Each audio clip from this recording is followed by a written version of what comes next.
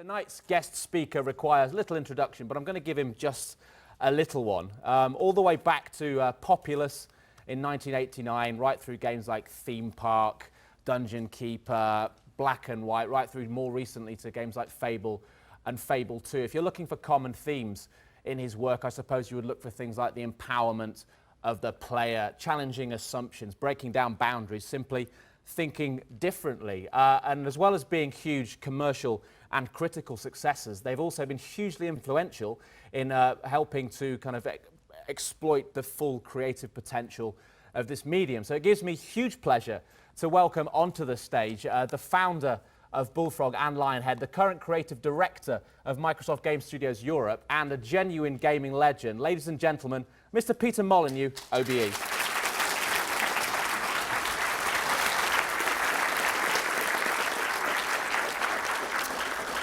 As a kind introduction said, my name is Peter Molyneux. I am now a creative director. It's fantastic. I'm quite sure what it is, but I am a creative director. I used to be a programmer. I used to be a designer as well. And over the years, I've done, as the introduction so kindly said, I've done, quite a few games. This was my first game. I want you to have a look at that. That's 320 by 200 pixels. The faces of the little men were made up of 4 by 4 pixels. And me in the press at that time was saying, look at the emotion in that face. Look at those little eyes wink. Look at the curiosity of the people. They have real free will. I had this dream even back then. And, that went on to a game like Powermonger, which I have to, I'm going to be very honest today in today's lecture and say, I am actually a pretty poor programmer, well, a very poor programmer and a pretty poor designer. And, with Populous, a lot of Populous was designed around my incompetences of a programmer. For example, if anyone remembers the game, does anyone remember Populous here? Quite a few of you. The raising and lowering of land? Do you know that wasn't a game design idea I had? That was actually because I couldn't work out how to do something called wall hugging. Wall hugging is when little people go up against a wall and are supposed to navigate left and right. I couldn't do it. I wasn't a smart enough programmer. So I thought, oh, damn it, I'll just get the player to do it. And hence that whole genre was born. But I think for me it was, at that time, I remember at that time thinking, why are all the games the same? And I want you to think about that. Powermonger, I went on to do Powermonger. We then went and did Magic Carpet. Another great example of real incompetence, actually, because here we had a fantastic, amazing 3D engine. All we had to do is set it inside a corridor and give you a gun and allow you to shoot things, and it would have been massively successful. But instead, we put you on a magic carpet and allowed you to fly around the landscape. So it shows you even when you're trying to innovate, you make huge mistakes. The one game I really want to talk a little bit about is Theme Park. Theme Park was one of those games which, when you're making it, a lot of people look at you as if you're completely insane. The idea that we had at Bullfrog is, hey, why don't we, theme parks are fun. We like going to theme parks. Wouldn't it be cool to be able to design your own theme park, however crazy and wacky? And that was the core of what the game was. But because we had done, shooting things with a magic carpet and mini-gunning innocent civilians in Syndicate, the world didn't really expect that from us. They didn't expect something so cute. So we had a huge number of problems because we were actually challenging one of the foundation stones that everyone believed us that we did. And what we were saying was, hey, we can make games that look cute and we can make it for a broader audience. But, okay, there's no miniguns in it. And that was a very interesting moment. It was a real fight to get that through and to get the publishers to really, really believe in it. But in the end, guess what? The funny thing was, if you add up, even though it says 4 million there, if you add up all the sales of Theme Park and all the iterations and all the different formats, it actually went on to sell almost 15 million copies. And that, even though it was very unpopular to do, that is a real inspiration point. Then Lionhead started. We started with a game called Black and White. The ambition for Black and White was an iconless game. The ambition was to have to control the game with a mouse. That was our first inkling of thinking, how clunky keyboards were as a game mechanic, and how many icons there were on screen. So we were playing a lot with that, and then latterly we've done Fable, a role-playing game. Again, trying to make a role-playing game not just for the core role-playing game audience, but trying to make it a little bit broader. I know this is strange, but probably that it was one of the first games where farting was allowed and under your player's control. That made it probably sold about 100,000 units more just because of that one feature in the UK. In America, of course, they just think it's very embarrassing and they never do it, but there you go. And then, finally on to the latest release is Fable 2. Now, here's the interesting thing. Let's just take two of these games. The very first game I did and the very last game I did. And when I say I always mean we, by the way. Populous in 1989 sold 4 million. It was crazy that it sold that much. It was, it was created a kind of new genre. The press actually created the genre, in my opinion, but it created this new genre. It was a huge success.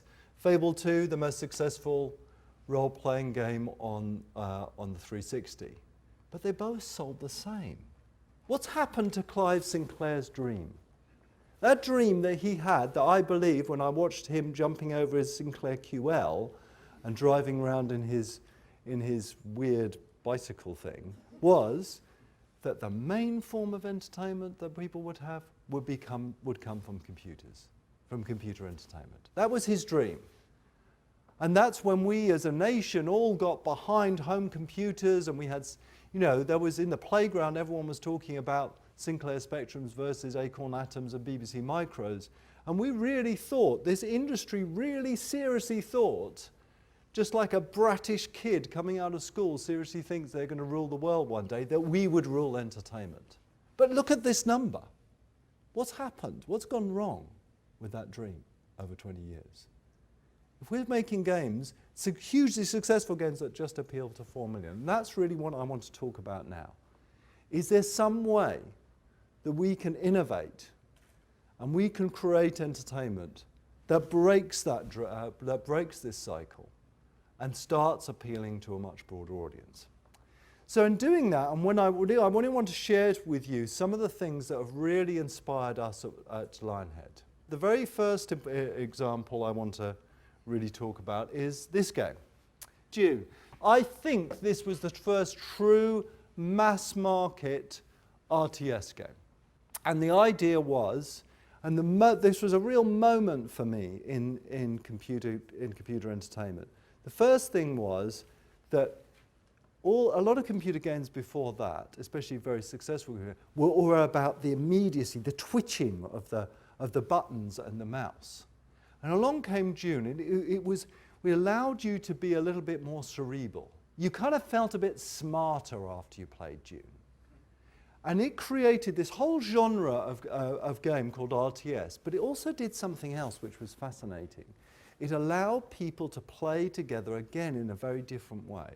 It really, for me, started a lot of what in today's world we call multiplayer games.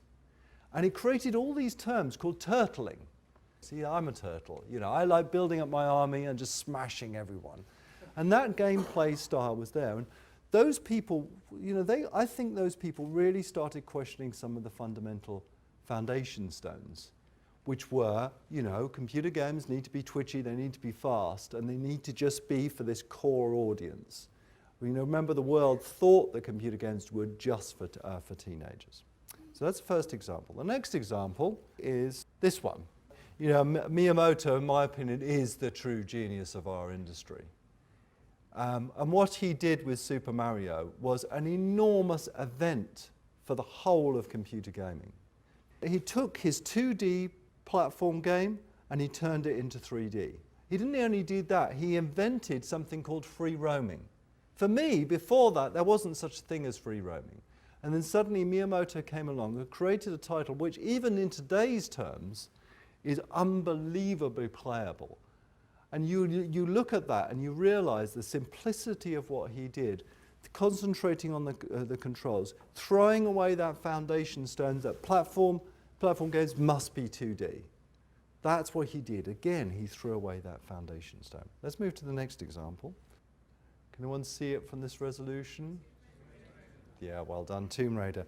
Now, you may think I would choose to pick on the important event here as being the jumping and puzzle games. But no, I'm going to pick on two things, actually, and they're the main character's breasts.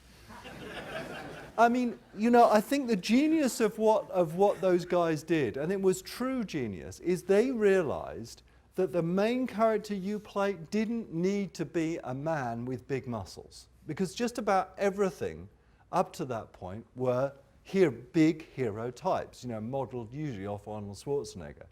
By providing Lara, what they did is addressed two of the main hobbies that teenagers have. The second hobby that teenagers have is computer games. If you combine it with the first hobby, which we will not go into in great detail for obvious reasons, then you've got a sure hit. And that simple decision, again, someone challenging that foundation stone, that heroes must have big muscles, that it must be all about boys, that, you know, you could have a boy playing a girl character and that would be absolutely fine, became hugely iconic. And for me, the inspiration was, again, if you think that something is a foundation stone, that is the time that you should question it. Because if a foundation stone becomes a millstone around your neck, if you're just doing something for the sake of doing it, then that's the wrong thing. Let's move to the next example. Now, you may think I'm going to say in World of Warcraft it was the, you know, the genius of Blizzard, and in fact they are geniuses. But for me, the most brilliant thing about World of Warcraft were the steeds. And you couldn't get a steed until you became, I think, level 40.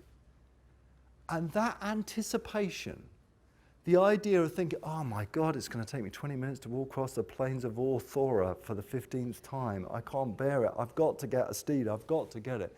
That anticipation drove me on as a player of World of Warcraft into the early hours of the morning. Just that one single feature. And ever since I played World of Warcraft, I realized that if you can get players to anticipate something, it's actually far more powerful than delivering something to them. So those are some of the inspirations that have brought us at Lionhead to this point. And this point is 2009. And I'm going to say to you, 2009 in the computer games industry is the most exciting year ever. We've got huge innovation around controllers, which we're going to talk about and maybe look at a little bit later. We've got amazing innovation around digital downloading, how we deliver content to people. And we've got amazing things happening in the online space. Now, any one of these would be a huge event in a year. But we've got all three at once in 2009, and we're madly, insanely designing around those things, and we need to innovate more than we have ever done before. So let's look at the first one of those. Let's look at controllers. Controllers started with this thing. And, you know, they weren't really ergonomically designed. They were designed to play one sort of game and one sort of game over, and that's a game you move left, right, and up and down. And that then hybrided really, you know, after a few hiccups from various British manufacturers. There were some very bizarre controllers in the time. But it moved to Nintendo's first effort to really deal with a huge problem, which was 3D. Because really, these buttons were designed to navigate in 2D, not in 3D. And so they gave us this nipple on the front, and it was still a very strange design. I think that was designed like that for left and right-handed people. And so they gave us that nipple in the front to allow us to give us some freedom. And really, you know, Super Mario that I spoke about earlier, you can see that without that nipple, Super Mario would probably not have been possible, or at least far, far, far worse. And then we moved to our friend, the PlayStation 1 controller. Again, they were focusing a little bit too much on the 2D imagery, and it wasn't until the PlayStation 2 came along and you had more of those lovely, which Microsoft did as well, those lovely little thumb pads which gave you the real ease of movement. But then something bad started to happen, and you can probably see it from these pictures. We've gone from 2 buttons to about 7 buttons there to, well, if you count the shoulder buttons, the 2, about 8 buttons there to about 11 buttons there. And then the latest version, beautifully ergonomically designed, though it has got more and more buttons. We have started to put more and more of these buttons into these controllers. And actually, when we do that, you know what we're doing? We are alienating the very people that we want to bring in to computer games. You know, I know, and I could point in this room someone who is the perfect example of what we're talking for, and it's my wife. She's down the front here, and you know, I have been making games, and one of the things I would love to do is make a game that my wife plays. I would love to do it, but I have failed dismally, absolutely dismally, and the reason for it is that bloody thing there. That's the thing that stops me. It's not the fact that, you know, I can create a game that you can hug people and you can stroke people and you can be nice to people, and you know, you have a dog and all that stuff. I know that she would love that stuff, but as soon as she picks up this controller, the first thing she does is run her character up against a wall and then just stay there for about 5 minutes looking at me and saying, I just can't play these computer games. You know, that's terrible. That we in this industry have created a device where the people that we want to come into this industry find it an enormous barrier. So, what's happened? Well, what has happened, fortunately, we've woken up and we've realized this now. So we've got, you know, Nintendo with the Wii and the nunchuck controller, and you can waggle it and shake it and do all sorts of things with it. But Microsoft has come along with, I believe, and I'm not just saying this, a truly, truly huge step forward. And it's that thing. The principle and the concept is, why do you need to hold anything in your hand?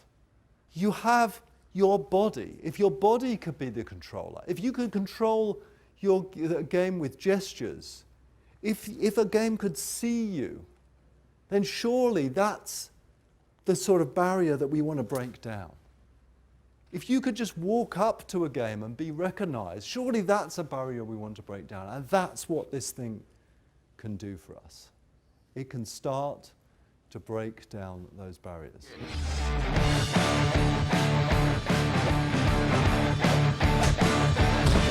You can't recreate a finale like we've seen in this championship.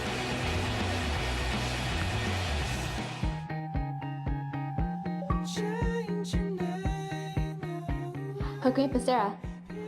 Hey, so did you get a dress for the party yet? No. Oh my gosh, it's in a week. Here, you have to see the one I found for you. That's the one.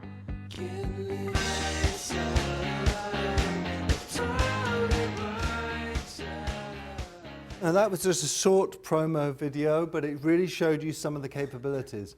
One is skeletal tracking. It can see your skeleton, it can see when your arms move and your legs move, and it can see that really quite precisely. But second is voice recognition. I think that's a huge thing.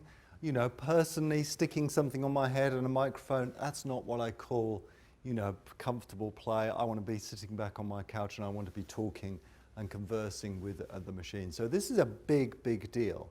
And for me as a designer, I've had to go right back to the drawing board. I've had to think about completely different ways of doing things. And I'm going to give you a demo a little bit later on about one of those things. But the next thing I'm going to talk about is that digital download side. You know, the way we consume television now is very, very different. The way we consume films is very, very different. The way we consume music is very, very different. Retail is an enormously important part of it.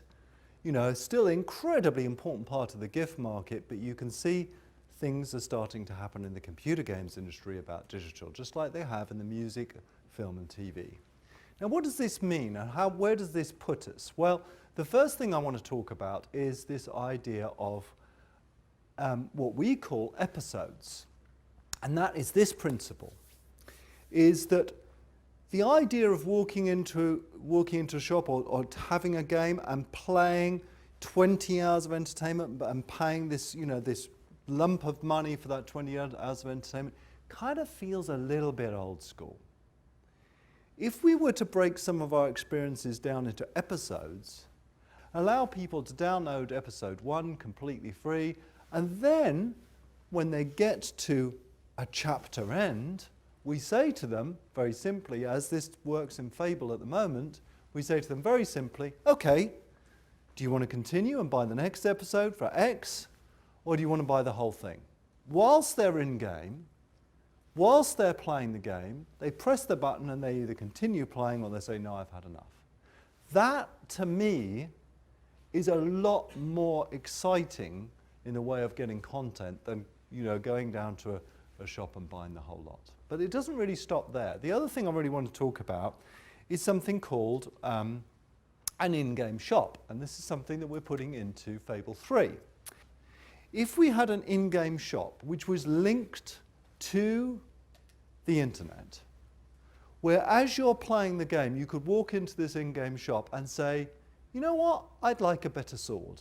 I'd like a better sword that I could, was stronger and that I could kill more things with, and I'm willing to pay £1 for it.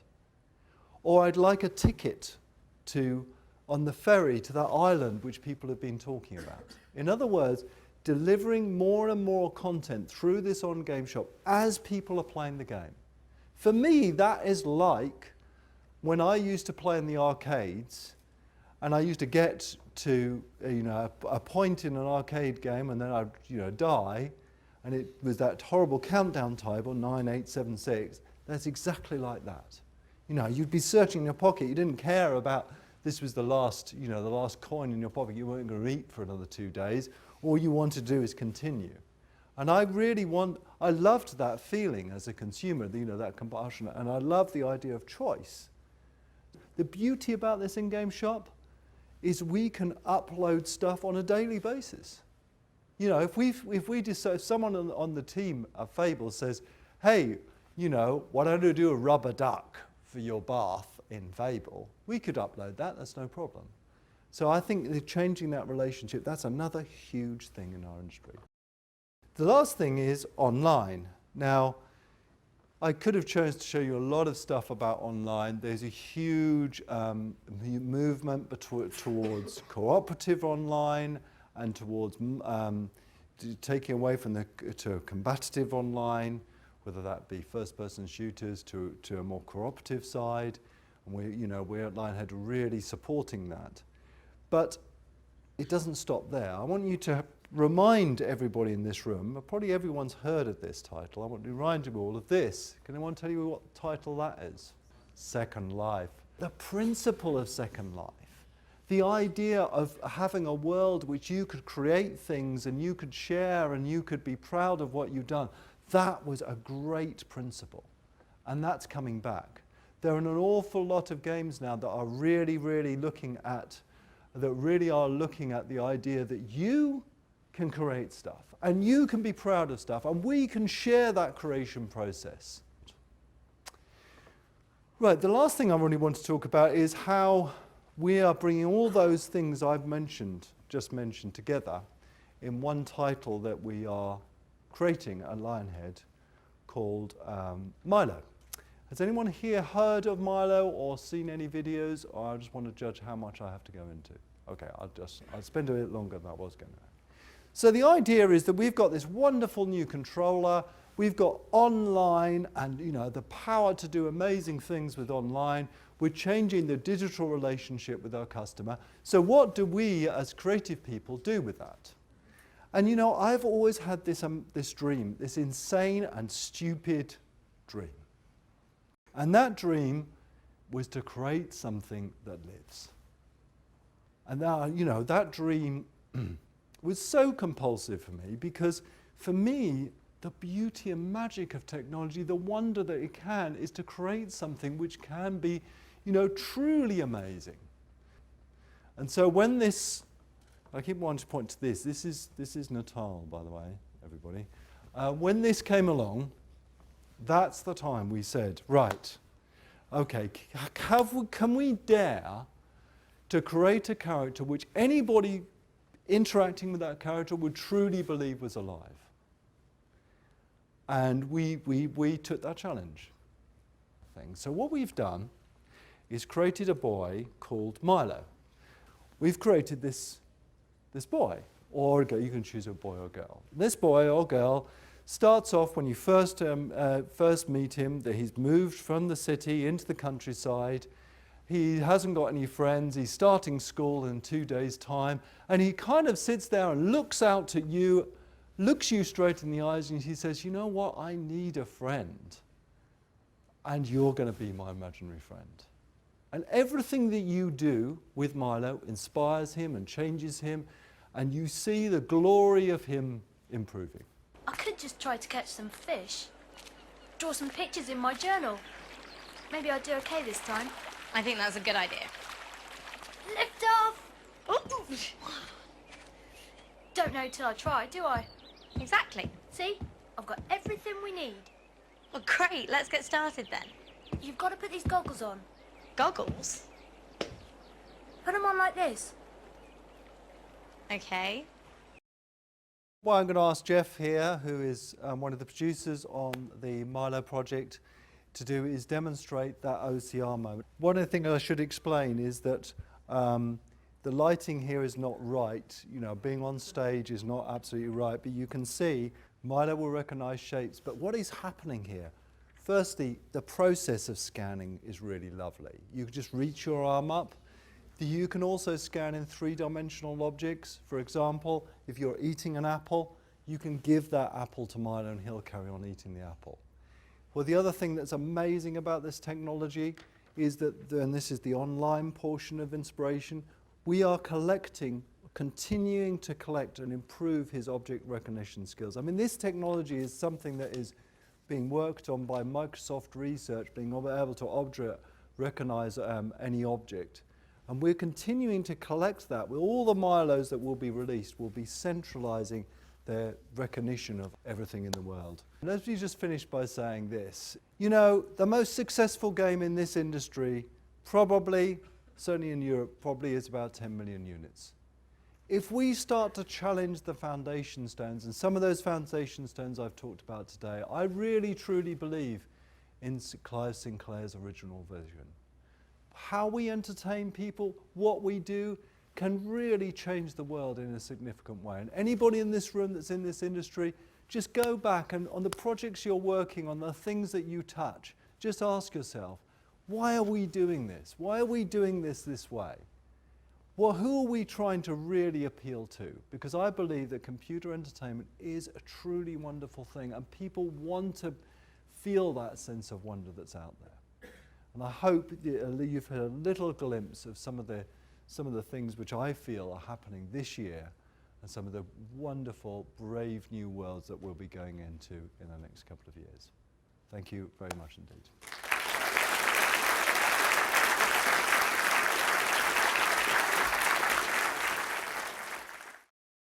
How much do you anticipate, or how much do you expect people to pay for a game over its lifetime to keep getting new content? What I would say, and this is purely me talking as a designer, what I would say is that pricing model feels a little bit old school to me.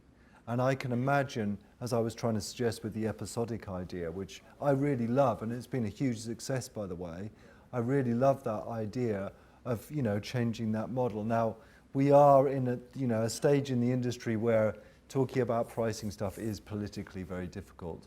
I think, you know, there's this new term that's come out called freemium. I don't know if anyone's heard it, where you basically, the first experience you get is free or very low price, and then you can add to it by adding more stuff to it, and that's when you pay. Things like that are changing the way that people pay for their entertainment. And by the way, in no way does this mean that retail's going anywhere. Retail is just as important as ever, if not more so, especially in the gift market. I can imagine Microsoft execs love the idea of pay what you want. Yes, you can see that wouldn't be hugely popular, would it? Absolutely. No. Yes. looking at Natal and the Milo project, do you see opportunities moving forward to utilize these computer entertainment technologies within a business or industrial environment, or even a convergence of entertainment and industry? Yeah, you know, that's a very interesting point. It's one of my things that I've been saying for a long time, is that, you know, what we do in this industry, and anybody that's in this industry realize this for a second, what we do in this industry, we take unbelievably complex technology, animation, art, AI, you know, balancing mechanics, 3D engines. We bring them in together and present them in an insanely simple format that, by definition, if you don't get it within 10 seconds, it's a failure. Now, applying that ethos and that logic to almost any area of business, surely, is a possibility. I mean, there was interestingly, back in the Bullfrog days, GlaxoSmithKline Bleacher came to us and said, we'd love you to work on a simulation. It was a simulation of passing theses, but you know, that is immaterial. But you know, they actually saw, you know, how useful it could be to use games technologies to see poos passing through your gut.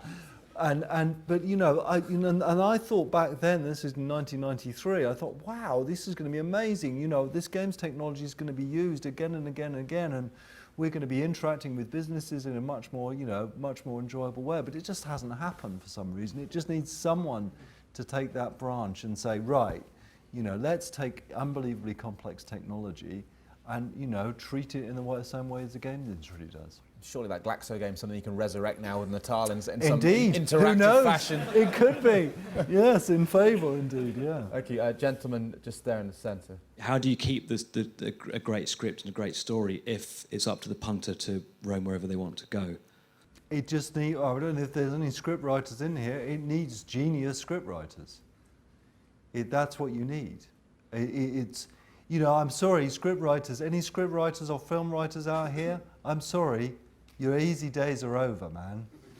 You know, your linear timeline that you do when you write a story, going from hour 0 to hour 2, forget it. Because this new world is coming, and it's called interaction. You know, the trouble is with a lot of computer games, yes, we have this technology, and yes, we have somewhat free-flowing elements, but there's a couple of things. Firstly, most computer games, 90%, 95% of computer games concentrate too much on this plot point and not enough on characters.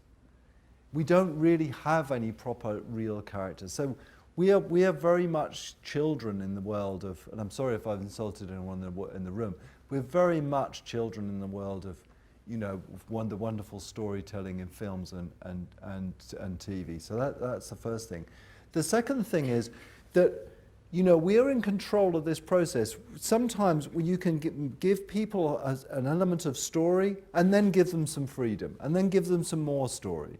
So don't think that this freedom that we can give player and the ability to change things can't be controlled when we need it to be controlled. It's just all part of the drama. Things are getting better, just, you know, give us a chance. You spoke about when you played World of Warcraft and how the mechanic of waiting to get a steed really compelled you to go further in the game and play for a lot longer. And I was wondering about the design challenges that come when you then allow them to buy the steed ahead of time, and how you overcome those. Well, that's a very good point. You know, I mean, you could prohibitively make the steed, you know, £30 million, of course, and then, you know, that would be fine. But you're right, there's a lot of questions about, and this is one of the reasons I put it up there, is what seems like simple things. It puts a lot of questions. You know, what that in-game shop could actually do, and what you're talking about here, is monetizing cheating.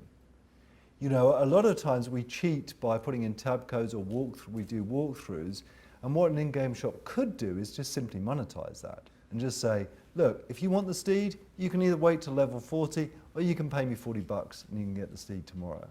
And I think, you know, there's just making that one, that's why it's such an important event, because there's so many design considerations to have about things like in-game shops and you know, what you sell and how much it is, and you know, what it does to the rest of the game, and, you know, is it fair? And do you make something conditional? So say, you know, to move on in the story, you have to buy this thing in a shop. These are all big design questions which are up for grabs at the moment. What is the future for the British industry? I mean, you haven't talked about Britain exclusively, quite rightly, but we are here in London at BAFTA. Where are we now placed as Britain? Where we were in the mid-90s, looking extremely strong. Do you still invest in the top brains in Britain in your company, and are others doing the same thing? The great thing that I say to any students when I, you know, go to a long-term university is I say, look, you can go off and you can have a wonderful career, you know, in banking and in business, but you can come to the games industry and you can invent stuff. And that is a wonderfully exciting thing to say to anybody. So that's the first thing. The second point is about Britain. There is something about the British and being in Britain that is inherently creative. And, you know, I can't put my finger on it, but there is something amazing about it. You know, it's still true today. It was true for a very long time that a third of all computer games had British influence. And it's still very true today. You know, just think of last year and you think of Grand Theft Auto. It looked like it was done in America. And okay, you know, politically, it's, you know, it's one of those titles which we worry about in our industry, but it actually was done in England. You know, we're still doing huge Scotland. Steady. Scotland. You have a right on your hands. Disaster. My whole talk is going to be rubbed out by that photo. So yeah, there's some wonderful light starting to appear. The government are now really taking this industry seriously, and they're seriously talking about some very interesting initiatives to help and encourage investment, because that's what we need. We need to invest and we need to grow people in this industry. We need to take the small independent developers and we need to, you know, see them as the grass shoots that will grow into the, you know, the wonderful developers that are here now. And so the signs are changing. Also, the industry nowadays is far, far, far more compatible with those small developers. So I think if you'd asked me a few years ago, I would have said it looks pretty bleak. But in today's world, things are looking better.